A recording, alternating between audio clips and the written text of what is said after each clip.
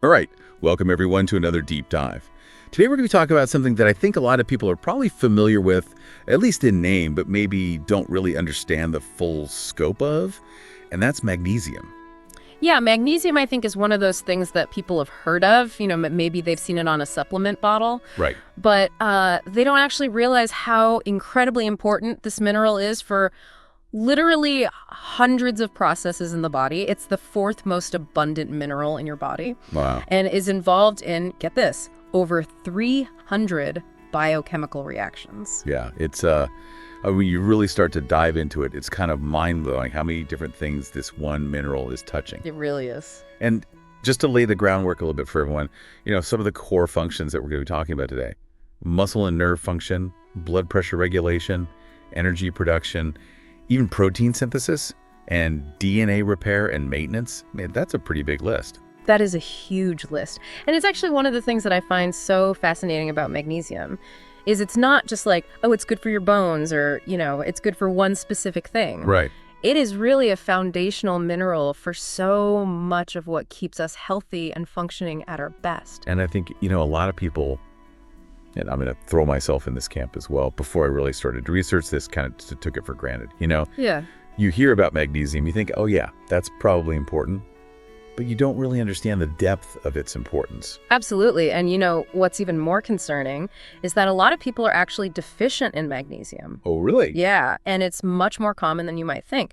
Some figures, and these are from the World Health Organization, WHO, and various university studies, are suggesting that up to 80% of people could be deficient. 80%? That's a huge number. It is a really significant number. Wow. And so that's part of why we're doing this deep dive today, is to really kind of unpack why magnesium is so essential, help people identify if they might be deficient, what some of the signs are, what the science is saying, what even ancient wisdom traditions like Ayurveda have to say about magnesium. Yeah, and then of course the really important part, how do you actually replenish magnesium levels? Exactly. So we're going to give you really practical, natural ways that you can increase your magnesium intake if you need to. I love it. All right, so that's our mission for today. Figuring out if you are in fact low in magnesium and how to fix it if you are. So why don't we start with just breaking down why magnesium is so important in the body in the first place? Yeah. We touched on a few areas, but let's get into some more detail. Sure. So let's break it down. When it comes to your muscles, magnesium is absolutely essential for both contraction and relaxation. Okay. So think about those muscle cramps that you get. Like in your calf or your foot. A lot of times, low magnesium can be a major contributing factor to that. Interesting. And then we go to nerve function. Magnesium actually helps regulate neurotransmitters. Neurotransmitters, those are like the chemical messengers in the brain, right? Exactly, the messengers in the brain. And one of the key neurotransmitters that magnesium affects is called GABA.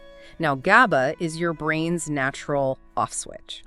Interesting. And so when you don't have enough magnesium, it can actually keep that switch kind of partially flipped on, which can lead to feelings of anxiety, make it harder to relax, harder to fall asleep. So if you're someone who's constantly on edge, having trouble sleeping, low magnesium could be something to look at. Absolutely. It's definitely a piece of the puzzle. Interesting.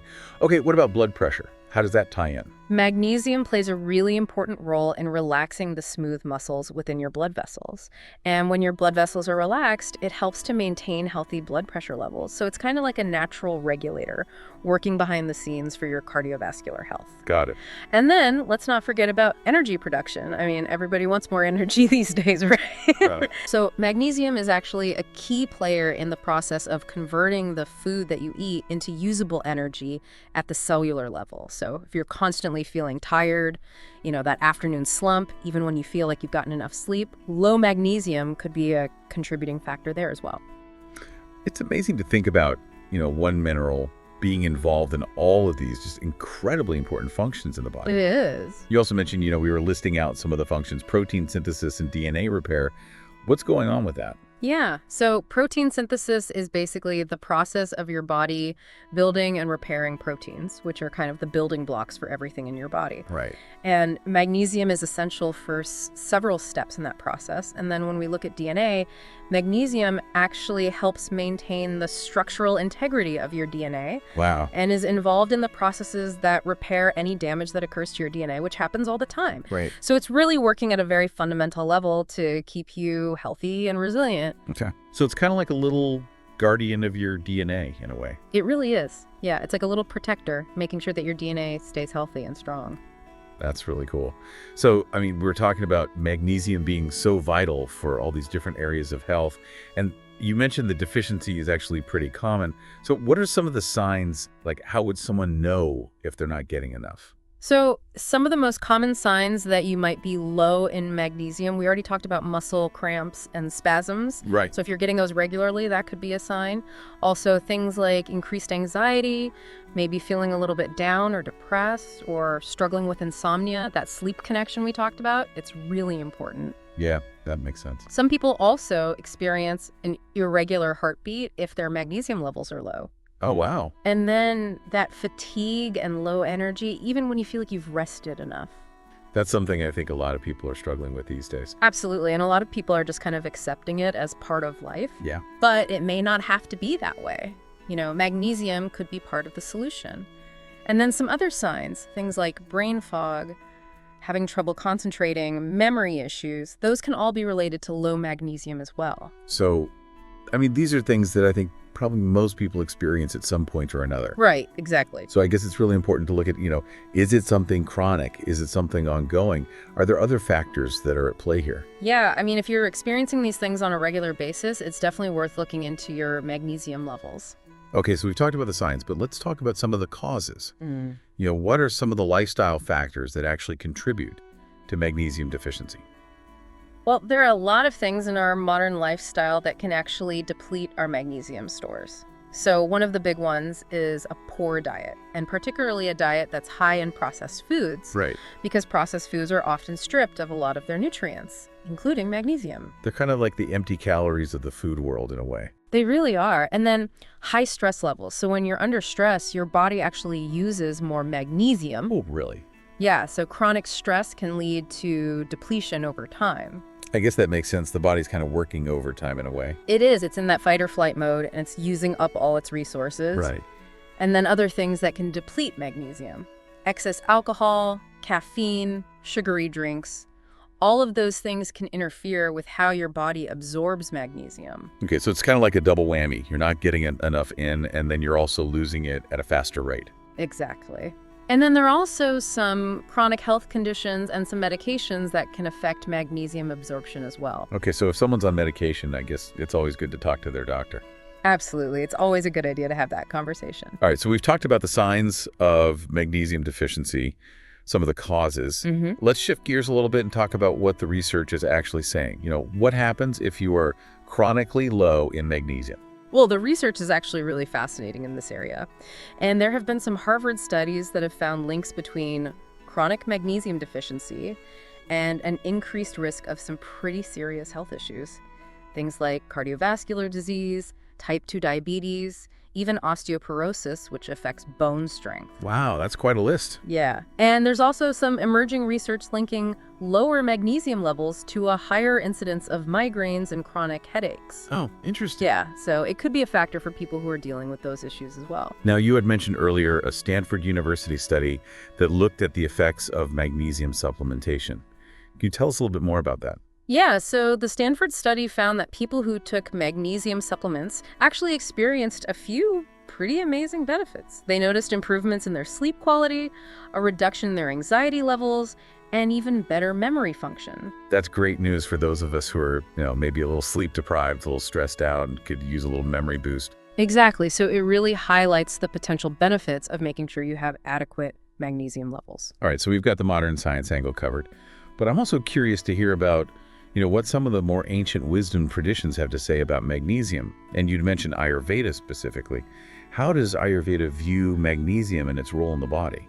So what's really interesting is that while Ayurveda doesn't specifically talk about magnesium in the same way that we do in modern science, Yeah. they have a long-standing tradition of recognizing the importance of certain herbs and practices for calming the nervous system, promoting balance in the body, which actually aligns really well with what we now know about magnesium. Okay, so they may not have called it magnesium, but they understood its effects. Exactly. They understood its effects and how to support the body in a way that we now know is related to magnesium. So, I mean, are there any specific examples of Ayurvedic herbs or practices that would be considered, good for magnesium or supportive of magnesium levels? Absolutely. There are a few really key ones that come to mind. So one of the most well-known is ashwagandha. Oh yeah, I've heard of ashwagandha. It's very popular, and for good reason. In Ayurveda, it's highly valued for its adaptogenic properties, meaning it helps the body adapt to stress. Right, it helps you kind of roll with the punches a little better. Exactly, and it's Yeah. really well known for its calming effects on the nervous system. But it also provides this gentle boost of energy, which again goes back to what we were talking about with magnesium's role in energy production and stress management. So it's kind of like a calming energy, not like a jittery energy. Exactly. It's a very grounding, balancing energy. Nice. And then another one is amalaki, Ameliki, okay. also known as amla or Indian gooseberry. It's incredibly rich in antioxidants Oh wow. and is believed to support the absorption of various minerals in the body, potentially including magnesium. So it's not just about what's in the food, but also how well your body can actually absorb it. Exactly. Absorption is key. And amalaki is thought to help with that. Okay, interesting. Any other Ayurvedic sources that people should be aware of? Yeah, well, leafy greens like spinach and moringa are very highly regarded in Ayurveda. They're good for everything, it seems like. They really are. And they are, of course, excellent sources of magnesium. Right? And then sesame seeds and pumpkin seeds, which are also good sources of magnesium, have been traditionally used in Ayurveda to promote strength and balance in the body. It's amazing how much overlap there is between this ancient wisdom and what we're now discovering through modern science. It really is. It's like this beautiful validation of what these traditions have known for centuries. Okay, so we've covered a lot of ground here. We've talked about why magnesium is important, how to recognize if you're deficient, the scientific research, the Ayurvedic perspective. So let's get to the really practical part. How do you actually replenish magnesium levels? What can people do? Yeah, so this is where the rubber meets the road. The first and most important thing is to focus on getting more magnesium through your diet. Okay, makes sense. So really prioritize those magnesium-rich foods that we talked about. So like what specifically? So dark leafy greens, spinach, kale, those are your nutritional powerhouses. Always good to have some leafy greens. Absolutely. And then nuts and seeds, almonds, pumpkin seeds, chia seeds, those are all great sources of magnesium that you can easily snack on. Okay, good to know. And don't forget about whole grains like brown rice and quinoa. Those are good sources as well. All right, so lots of good options there. Yeah, and then for those of you who like a little treat, dark chocolate with a high cocoa content, like 70% or more, actually has a decent amount of magnesium. Oh, that's a good excuse to eat more dark chocolate. Exactly, it's for your health. I like it. Okay, so diet's a big part of it. What else can people do? The next step is really to address those depletion triggers that we talked about earlier. So being mindful of your caffeine intake, your alcohol consumption, sugary drinks. So moderation is key. Moderation is key, absolutely. And then managing your stress levels. That's a big one. Yeah, that's easier said than done sometimes. It is, but there's so many tools and techniques out there. Things like meditation, yoga, spending time in nature, anything that helps you relax and de-stress. Right, finding what works for you. Exactly. And then as much as possible, try to limit processed foods. Because again, they just don't have the nutrient density that your body needs. Makes sense.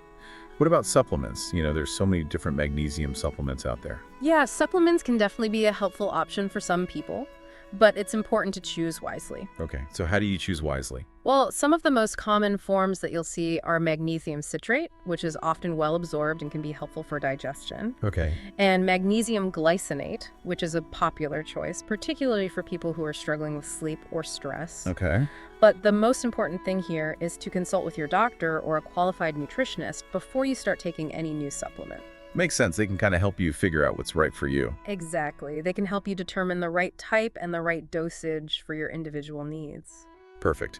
Now, going back to Ayurveda for a moment, are there any specific lifestyle tips from that tradition that can help support healthy magnesium levels? Yeah, so Ayurveda really emphasizes practices that calm the nervous system.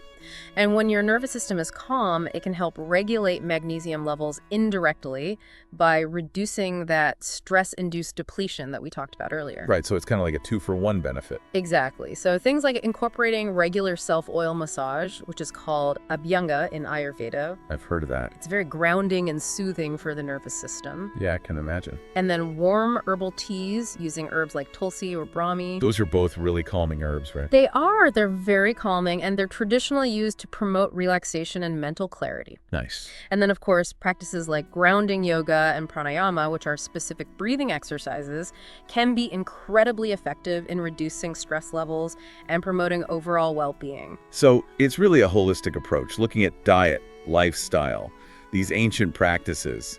I mean, it's pretty amazing how much wisdom there is out there for us to tap into. It really is. And it's all about finding what works for you and incorporating those practices into your life. Absolutely. Well, we are getting close to the end of our deep dive on magnesium. I feel like we've covered a lot of ground here.